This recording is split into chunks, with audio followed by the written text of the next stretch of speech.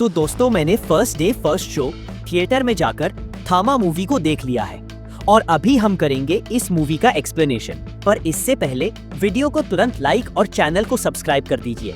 Maddock films अपनी horror comedy universe MCU से धूम मचा रहा है और थामा उसी यूनिवर्स का एक और धमाका है। यह मूवी हाउसफुल जाएगी और बहुत पैसा कमाएगी। इस यूनिवर्स में हमें मुंजा, भेड़िया और स्त्री सब एक साथ देखने को मिलेंगे। तो चलिए थामा का एक्सप्लेनेशन शुरू करते हैं। मूवी की शुरुआत होती है 2320 BC के घने जंगल से। सिकंदर अपनी सेना लेकर आगे बढ़ रहा होता है। उसे चेतावनी मिलती है कि यह जंगल बेताल लोगों का है, पर राजा है मानता नहीं। बेताल लोग हमला कर देते हैं और सबका खून पी जाते हैं। तभी एंट्री होती है यक्षशासन नवाजुद्दीन सिद्दीकी की, जो सिकंदर से कहता है मेरे भारत पे तू राज करेगा। सीन कट होकर प्रेजेंट डे में आता है। हम मिलते हैं आलोक से, जो एक स्ट्रगलिंग जर्नलिस्ट है।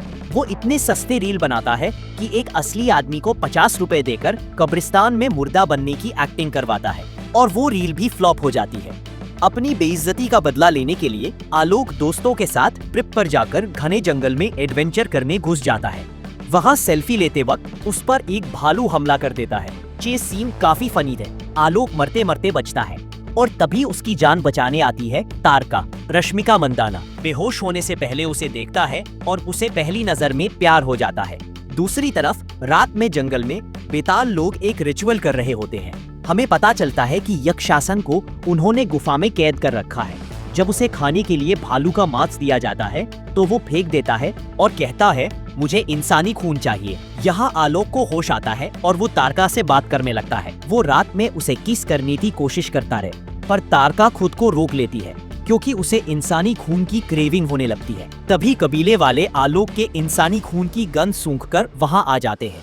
वो आलोक को मारना चाहते हैं, पर तारका उसे बचाती है। कबीले वाले आलोक को बेहोश करके अपने कबीले ले जाते हैं और फैसला सुनाते हैं कि इसे यक्षशासन के हवाले कर दिया जाए। जैसे ही यक्षशासन आलोक का खून पीने वाला होता है, उसे वहाँ से भगा लेती है।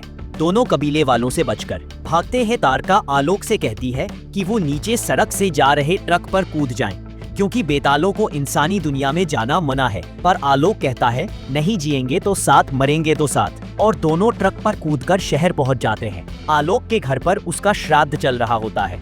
सब उसे देखकर चौंक जाते हैं। उसके डिटेक्टिव टाइप पापा मिस्टर गोयल उसे बहरूपिया समझते हैं। जब तक आलोक 10th के मार्क्स और अपने तिल के बारे में बताकर पहचान साबित नहीं कर देता। आलोक तारका का नाम बदलकर तारिका रख देता है और माँ इमोशनल होकर उसे घर पर रहने की इजाजत दे देती है। एक तरफ आलोक और तारिका का प्यार पनपता है, पर तारिका को खून की क्रेविंग से दिक्कत होती है। दूसरी तरफ कैद में यक्षशासन हंसता है और कहता है मुझे पता था तारका प्यार में रूल तोड़ेगी। अब वो आलोक को काटेगी, 100 साल के लिए बंदी बन जाएगी और मैं आजाद होकर नया थामा बनूंगा।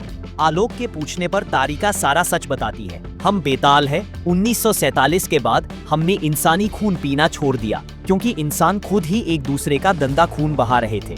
पर हमारा पूर्वज यक्षशासन नहीं रुका। वो सबको बेताल बनाना चाहता था, इसलिए हमने उसे देवी माँ के आदेश पर कैद कर दिया। हम सिर्फ जानवरों का शिकार करते हैं। उधर गोयल साहब को तारिका पर शक हो जाता है। वो टीवी पर हनी ट्रैप शो देखकर अपनी पत्नी से कहते हैं लप्पू सा आलोक झिंगूर सा दिखता है, कौन इसको प्यार करेगा। पर माँ कहती है मेरा बेटा राजकुमार है। आलोक शुद्ध शाकाहारी है, इसलिए वो तारिका को चिकन खिलाने ढाबे ले जाता है। तारिका गलती से वाइन को खून समझकर पी जाती है और नशे में डांस करने लगती है। कुछ लड़के उनसे भिड़ जाते हैं और फैक्ट्री यार्ड में आलोक की पिटाई कर देते हैं। तब तारिका अपना असली बेताल रूप दिखाती है और सबको बहुत मारती है। आलोक यह देखकर डर जाता है और उसे खून पीने से रोक देता है। घर पहुंचते ही इंस्पेक्टर PK आ जाता है। वो बताता है कि फैक्ट्री में लाशें मिली हैं। वो तारिका से अकेले में बात करता है और अपना बेताल रूप दिखाते हुए कहता है मैं 172 सालों से यहाँ संतुलन बनाए हुए हूँ। तुम्हारी वजह से गोयल परिवार खतरे में है। वापस जाओ। तारिका जाने का फैसला करती है। आलोक उसे रोकने के लिए बस का पीछा करता है, पर रास्ते में उसका भयंकर एक्सीडेंट हो जाता है। तारिका बस से उतरकर आती है। आलोक का हार्ट बीट रुक चुका था। उसके पास कोई रास्ता नहीं था। तारिका ने आलोक को बचाने के लिए उसे काट लिया और उसे भी बेताल बना दिया। आलोक हॉस्पिटल में मृत घोषित होता है, पर वो असल में ब्लड बैंक में खून पी रहा होता है। उसके पापा उसे देख लेते हैं और बेहोश हो जाते हैं। घर पर आलोक में बदलाव आने लगते हैं। उसे धूप से दिक्कत होती है। झूठ बोलने पर दांत निकल आते हैं। तारिका उसे सब समझाती है और दोनों की ट्रेनिंग शुरू होती है।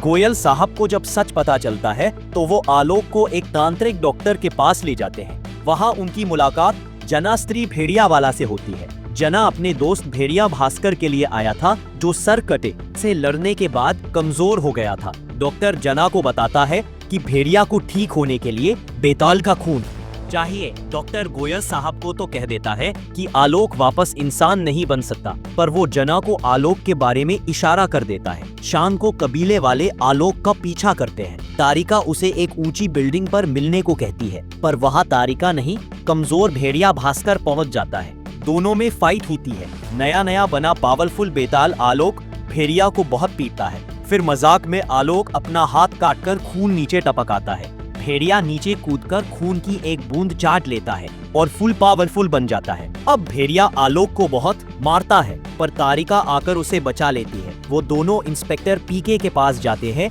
जो आलोक को बेहोश कर देता है। कबीले वाले आते हैं और तारिका को बताते हैं कि यक्षासन को आजाद करने के लिए उसे 100 साल की कैद स्वीकार करनी होगी। अगर वो नहीं गई तो भेड़िया आलोक को मार देगा। आलोक की जान बचाने के लिए तारिका खुद को सरेंडर कर देती है। होश आने पर आलोक को सब पता चलता है। उसके पापा उसे मोटिवेट करते हैं कि जाओ और अपनी प्रेमिका को बचाओ। आलोक जंगल पहुंचता है। क्लाइमेक्स में बेताल गांव में तारिका को कैद कर लिया जाता है और यक्षासन आजाद हो जाता है। आलोक वहां पहुंचकर फनी डायलॉग मारता है, 100 साल नहीं 2 हफ्ते की कैद रख लो। फाइट शुरू होती है। आलोक सबको हरा देता है, पर यक्षासन से हार जाता है। यक्षासन आलोक को काटकर उसका खून पी लेता है और आलोक निढाल होकर गिर जाता है। तारिका के रोने की पुकार सुनकर देवी माँ के अंदर से एक दिव्य शक्ति निकलती है और आलोक के शरीर में चली जाती है। आलोक हवा में उड़ता है। वो अब सिर्फ बेताल नहीं बल्कि असली थामा बन चुका था, एक ऐसा विकृत बेताल जिसका दिल भी धड़कता है। थामा बनकर आलोक यक्षासन को बहुत पीटता है, पर तारिका के कहने पर उसे जान से नहीं मारता और वापस कैद करवा देता है। मूवी के एंडिंग में यक्षासन की गुफा में सरकटा स्त्री 2 का विलेन आता है और उसे आजाद करा के ले जाता है। पुरोहित आलोक थामा को चेतावनी देता है कि यक्षासन अब और शक्तिशाली हो गया है। उसे हराने के लिए थामा को भी और शक्ति चाहिए होगी। उसे किसी का खून पीना पड़ेगा। आलोक पूछता है किसका? जवाब मिलता है भेड़िया का। और लास्ट शॉट में भेड़िया उसी बेताल गांव में एंट्री लेता है। मतलब अगली फिल्म होगी थामा वर्सेस भेड़िया।